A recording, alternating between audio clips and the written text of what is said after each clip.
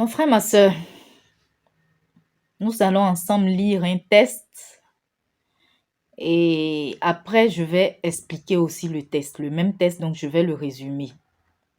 Tu peux prendre ta Bible au livre de Matthieu chapitre 18. Nous allons premièrement lire à partir du verset 23. Alors, es-tu prêt? Es-tu prête? C'est pourquoi le royaume des cieux est semblable à un roi qui voulait faire rendre compte à ses serviteurs. Quand il se mit à compter, on lui emmena un qui avait, on lui emmena un qui devait 10 000 talents. Comme il n'avait pas de quoi à payer, son maître ordonna qu'il fût vendu, lui, sa femme, ses enfants et tout ce qu'il avait, et que la dette fût acquittée. Le serviteur se jetant à terre, se prosternant devant lui, et dit: Seigneur, aie patience envers moi et je te paierai tout. Ému de compassion, le maître de ce serviteur le laissa aller et lui remit sa dette. Après qu'il fut sorti, ce serviteur rencontra un de ses compagnons qui lui devait 100 deniers. Il se saisit et l'étranglait en disant: Paye ce que tu me dois. Son compagnon, se jetant à terre, le suppliait, disant: Aie patience envers moi et je te paierai. Mais l'autre ne voulut pas, et il alla le jeter en prison jusqu'à ce qu'il eût payé tout ce qu'il devait. Ses compagnons, ayant vu ce qui était arrivé, furent profondément attristés et ils allèrent raconter à leur maître tout ce qui s'était passé. Alors, le maître fit appeler ce serviteur et lui dit: Méchant serviteur, je t'avais remis en entier ta dette parce que tu m'en avais supplié. Ne devais-tu pas aussi avoir pitié de ton compagnon comme j'ai eu pitié de toi? Et son maître, irrité, le livra au bourreau jusqu'à ce qu'il eût payé tout ce qu'il devait. C'est ainsi que mon Père céleste vous traitera si chacun de vous ne pardonne à son frère de tout son cœur. Donc, comme j'avais dit tout à l'heure, on a lu le test. Certaines personnes peuvent avoir du mal à comprendre. Donc, je vais essayer de résumer ça simplement. Surtout qu'à des moments, les écritures avec la lumière, tout ça qui me dérange un peu. Donc, je titubais sur quelques mots. Désolée pour cela. Alors, ici, en fait, il s'agit d'une histoire où je vais prendre un cas pratique pour que tout le monde comprenne facilement. Donc, mon frère, ma soeur, toi qui me regardes, on va juste prendre toi, moi et notre patron. Donc, c'est-à-dire que toi et moi, non. Toi, tu as ton patron et tes collègues. D'accord? Et tu devais beaucoup d'argent à ton patron. Ton patron est venu faire le point de tous ses employés, de ce que chacun devait. Et il se trouve que toi, tu devais beaucoup d'argent à ton patron. Et ton patron a dit, comme tu ne peux pas payer, toi, ta femme, tes enfants et le peu de biens que tu as, vous serez vendus pour que lui il ait son argent. Tu t'es couché à terre, tu t'es humilié, tu as demandé pardon à ton patron d'avoir pitié de toi, d'être patient envers toi. Ton patron a eu pitié, son cœur a été touché. Il t'a dit d'accord, Je te laisse même, c'est bon. Crédit là, attends, on va parler comme français ivoirien, terre à terre. Crédit là, faut laisser, il ne faut plus payer. Je te laisse, va. Tu ne seras plus vendu, ni toi, ni tes enfants, ni rien. Il ne faut même plus payer ce que tu me dois. Maintenant, toi, tu sors. Dès que tu sors, moi, je te dois. Moi aussi, j'ai ton crédit. Et dès que tu me vois, tu me saisis. Échappe même qui est là, la main déjà qui m'étrangle, mais à cause du froid, je suis obligée de mettre ça. Tu saisis ça, tu me dis, donne-moi mon argent. Je dis pardon, je me jette aussi, comme tu t'es jeté devant ton patron. Je me jette. Pardon, aie pitié, sois patient. Tu dis jamais de la vie. Tu m'emmènes en prison. Jusqu'à ce que tant que je ne paye pas ce que je te dois. Entre moi-même, ce que je te dois là, ce n'est absolument rien comparé à ce que toi tu devais à ton patron et ton patron t'a dit, c'est bon, ne paye plus. Laissons tomber. Ce que je te dois même là, c'est plus petit. Mais tu m'as emmené en prison et tu dis, tant que je n'ai pas fini de te donner jusqu'au dernier centime, faut pas qu'on me laisse sortir de prison. Et ceux qui travaillent avec toi, donc qui ont le même patron que toi, ils ont vu ce que tu m'as fait. Ils sont allés dire à votre patron que, ah, le monsieur de qui tu as eu pitié tout à l'heure, et puis tu lui as dit de ne plus payer son crédit, la dette que cette personne avait, tu as dit ce n'est plus la peine de payer là. On vient le voir tout de suite, il vient d'envoyer un de ses compagnons en prison parce que la personne lui doit et la personne ne pouvait pas payer. Est-ce que jusque-là, on se suit? Mon frère, ma soeur, est-ce que tu as déjà demandé pardon à quelqu'un? Que ce soit pardon parce que tu as fait du tort à la personne ou bien tu attends un service de la personne, tu veux que la personne te rende service. Est-ce que tu as déjà demandé pardon à quelqu'un? Est-ce que tu as déjà fait du tort à quelqu'un? Est-ce que tu as déjà fait mal à quelqu'un? Depuis que tu vis sur cette terre, est-ce que tu as déjà fait une erreur ou tu as fait du tort à quelqu'un ou tu as fait du mal à quelqu'un? Bon, soit, si tu dis que tu n'as jamais rien fait à quelqu'un, tu n'as jamais fait du mal à quelqu'un, d'accord. Mais est-ce que la vie que tu vis là, elle plaît à Dieu? Si tout de suite Dieu dit que les gens qui ne vivent pas comme je veux là, je viens les tuer tous. Est-ce que tu es sûr que tu seras aussi vivant? Parce que tu vis une bonne vie qui plaît à Dieu.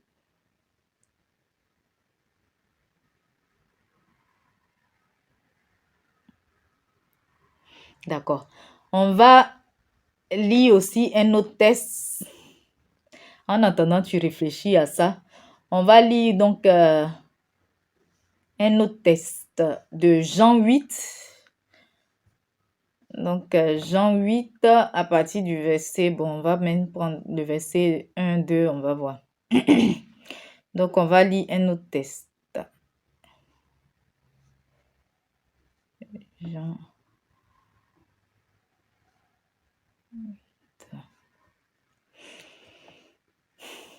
Donc, Jean 8. Jean 8, on va dire quoi à partir... Voilà, bon, on va commencer par le verset 1, c'est pas long. Donc, Jésus se rendit à la montagne des Oliviers. Mais dès le matin, il alla de nouveau dans le temple et tout le peuple vint à lui. S'étant assis, il les enseignait. Alors, donc l'histoire commence maintenant. Alors, les scribes et les pharisiens emmenèrent une femme surprise en adultère, en flagrant délit d'adultère, généralement la version qu'on a, et la plaçant au milieu du peuple, il dit à Jésus, « Maître, cette femme a été surprise en flagrant délit d'adultère. Moïse, dans la loi, nous a ordonné de lapider de telles femmes. Toi donc, que dis-tu? »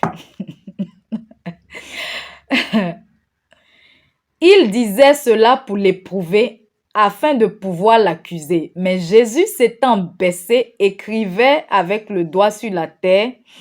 Comme il continuait à l'interroger, il se releva et leur dit, « Que celui qui est sans péché jette le premier la pierre contre elle. Donc, généralement, on dit que celui qui n'a jamais péché jette le premier la pierre, jette la première pierre. Et s'étant de nouveau baissé, il écrivait sur la terre. Quand il entendit cela, accusés par leur conscience, ils se retiraient un à un, depuis les plus âgés jusqu'au dernier, et Jésus resta seul avec la femme qui était là au milieu. Alors, s'étant relevé et ne voyant plus que la femme, Jésus lui dit, « Femme, où sont ceux qui t'accusaient? Personne ne t'a-t-il condamné? » Elle répondit, « Non, Seigneur. » Et Jésus lui dit, « Je ne te condamne pas non plus. Va et ne pêche plus. » Jésus leur parla de nouveau. Voilà, donc va et ne pêche plus. On va s'arrêter là. Donc, je vais encore expliquer cette histoire. En fait, cette femme, selon le texte, elle a été surprise en flagrant délit d'adultère. C'est-à-dire qu'elle a eu des relations sexuelles, des relations intimes avec une personne qui n'était pas son mari.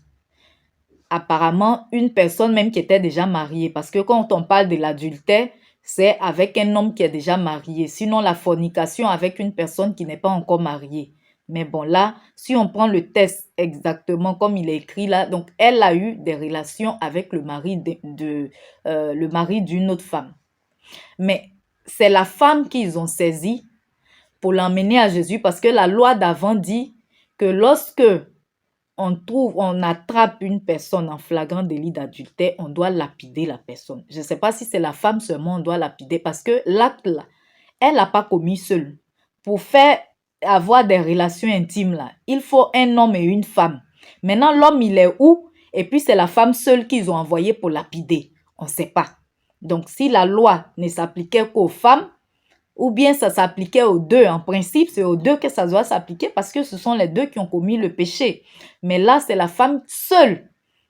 Ils ont été deux à commettre l'acte, mais c'est elle seule qui a été envoyée pour être lapidée. Et ils l'ont emmenée à Jésus pour dire, voici ce que la loi dit. Eux-mêmes, ils voulaient aussi piéger Jésus. Donc, voici ce que la loi dit. Pour piéger Jésus, Jésus allait dire que non, la loi de Moïse, c'est pas bon. Il allait parler contre Moïse et tout ça. Jésus, comme il est intelligent aussi et qu'il sait déjà, c'est-à-dire quand tu veux le tenter, il sait déjà ce que tu penses, ce que tu as fait en cachette, tout ce que tu as fait dans le noir, il sait. Ce que tu es en train de penser même dans ta tête, ta bouche est fermée et puis c'est dans ta tête, dans ton cœur, là, il sait. Donc, voici la réponse qu'il lui a donnée. Que la personne qui n'a jamais péché, même si ce n'est pas l'adultère, parce que le péché là, ce n'est pas seulement avoir des relations avec le mari d'une autre ou bien avoir des relations hors mariage. Mais si tu n'as jamais volé, si tu n'as jamais menti, si tu n'as jamais fait du mal à quelqu'un, si tu n'as jamais vécu d'une manière qui ne plaît pas à Dieu, prends la pierre et puis jette sur la femme. Et comme eux tous, ils savent parce que personne n'est sans péché, même moi qui parle là, personne n'est sur cette terre n'est sans péché, mais on se répand, on demande pardon à Dieu et on essaie de vivre une bonne vie. Donc, comme eux tous qui étaient là, ils savaient qu'ils étaient des pécheurs, qu'ils avaient déjà fait du mal, chacun a déposé sa pierre et puis il est parti.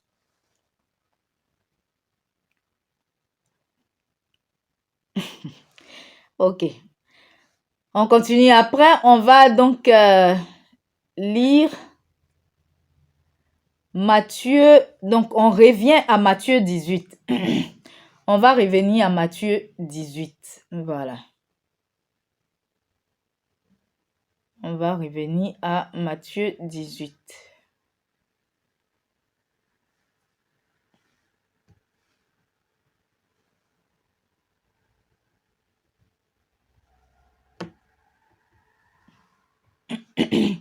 Donc, Matthieu 18 à partir de 15. Matthieu 18 à partir du verset 15. Où c'est déjà? Donc, voilà, c'est Jésus qui parle. Si ton frère a péché, va et reprends-le entre toi et lui seul. S'il t'écoute, tu as gagné un frère. Mais s'il ne t'écoute pas, prends avec toi une ou deux personnes afin que toute l'affaire se règle sur la déclaration de 2 ou 3 témoins. S'il refuse de les écouter, dis-le à l'Église, et s'il refuse aussi d'écouter l'Église, qu'il soit pour toi comme un païen et un publicain. Donc, je vous le dis. Bon, on va sauter ça, on va aller jusqu'au verset 21. Voilà. Donc, alors, Pierre s'approcha de lui et dit, Seigneur, combien de fois pardonnerai-je à mon frère lorsqu'il péchera contre moi? Sera jusqu'à 7 fois? Jésus lui dit, je ne te dis pas jusqu'à 7 fois, mais jusqu'à 70 fois 7 fois.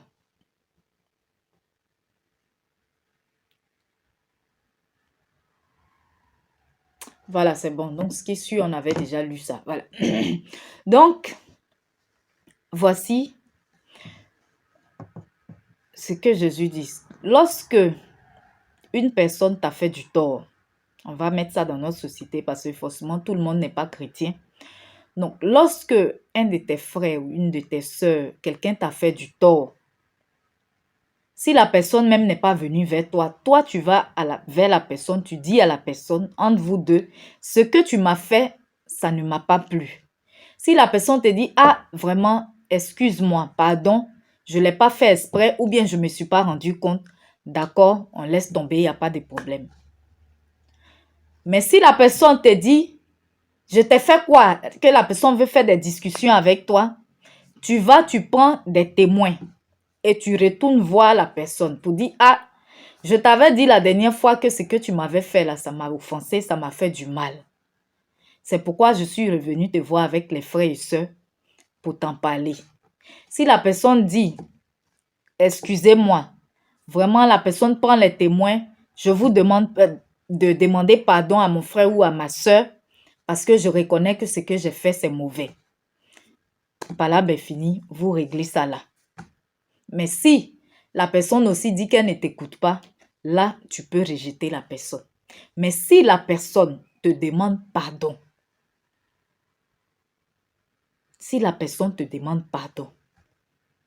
vous réglez l'histoire et puis ça se termine là. Parce que, mon frère, ma soeur, la terre qu'on voit, elle tourne. La terre, elle tourne. Et c'est comme ça aussi que les hommes aussi, comme on a l'habitude de le dire, seules les montagnes ne se rencontrent pas. Sinon, les hommes, là, on se rencontre et tout est possible. Tant qu'on vit, tout est possible sur cette terre. Aujourd'hui, c'est certainement toi qui as été offensé. Aujourd'hui, c'est toi qu'une frère ou une sœur a offensé. Ce frère ou cette sœur te demande pardon. Tu refuses catégoriquement le pardon. La personne délègue des personnes pour te demander pardon. Tu refuses catégoriquement le pardon, ce qui est ton plein droit. Quand une personne te demande pardon, tu es libre d'accepter ou de refuser. Mais ce que tu dois savoir, c'est que demain, tu ne sais pas le tort que tu peux faire à la même personne ou bien le tort que tu peux faire à une autre personne qui sera même plus grave que le tort que toi tu avais subi. Est-ce que dans ce cas, tu vas demander pardon ou bien tu vas laisser la personne la liberté de te faire ce qu'elle veut en fonction de ce que tu lui as fait? Est-ce que tu sais aussi que demain, si tu fais du tort à quelqu'un, si tu fais du mal à une personne, et que même si tu demandes pardon, la personne aussi elle sera libre d'accepter ton pardon ou non. Nous allons lire, nous allons lire le dernier texte. Matthieu 6. Donc, Matthieu 6. Matthieu 6.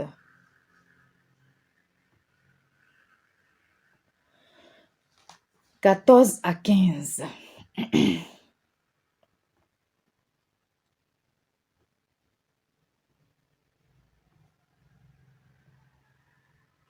Alors, donc, voici ce que nous dit la Bible. Si vous pardonnez aux hommes leurs offenses, votre Père céleste, c'est-à-dire Dieu, parce que quand on dit quand même Dieu, je pense que presque vraiment tout le monde est unanime quand on dit Dieu. Donc, si vous pardonnez aux hommes leurs offenses, votre Père céleste vous pardonnera aussi. Mais si vous ne pardonnez pas aux hommes, votre Père céleste ne vous pardonnera pas non plus vos offenses.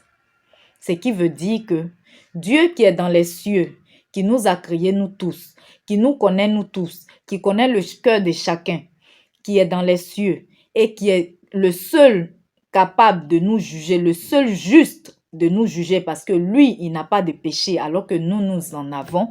Si Dieu nous voit en train de pardonner aux personnes qui nous ont offensés, lorsque nous allons l'offenser aussi, lui, Dieu, ou bien lorsque nous allons offenser une personne, Dieu va disposer les choses pour que nous aussi, on nous pardonne. Parce qu'il sait que nous pardonnons.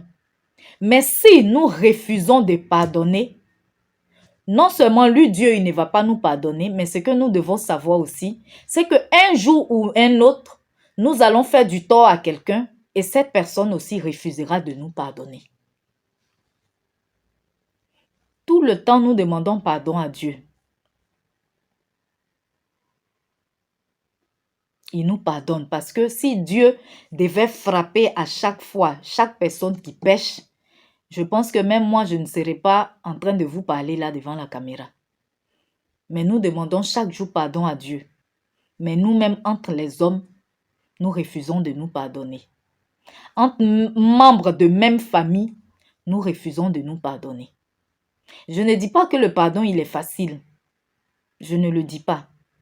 Mais quand une personne te demande pardon, quand une personne reconnaît son tort et qu'elle te demande pardon, même il y a des gens, même il y a des personnes même aussi même qui ont tellement un cœur vraiment adouci que même elles-mêmes, elles ont raison et puis elles demandent pardon. À plus forte raison, bon, quand une personne t'a fait du tort et qu'elle te demande pardon, l'histoire peut se régler.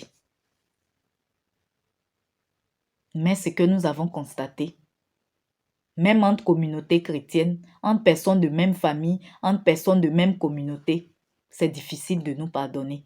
Mais nous demandons quand même toujours à Dieu de nous pardonner. Même pardonner, ça ne veut pas forcément dire même que tu redeviens ami ou tu redeviens intime à la personne. Mais toi, libère ton cœur. Rends ton cœur pur. Sois une bonne personne devant Dieu. Si tu veux même, ne fréquente plus la personne, mais que ton cœur soit pur. Donc, c'était mon message. Quand une personne t'a fait du tort et qu'elle reconnaît le tort, qu'elle te demande pardon, mon frère, ma soeur, il faut beaucoup réfléchir. Réfléchis même à toi-même, ton futur. Réfléchis au futur de tes enfants. Réfléchis à beaucoup de choses avant de prendre ta décision. Surtout quand tu veux refuser le pardon. Comme on le dit, la terre, la roue tourne. L'homme ne sème, l'homme ne récolte que ce qu'il a sémé.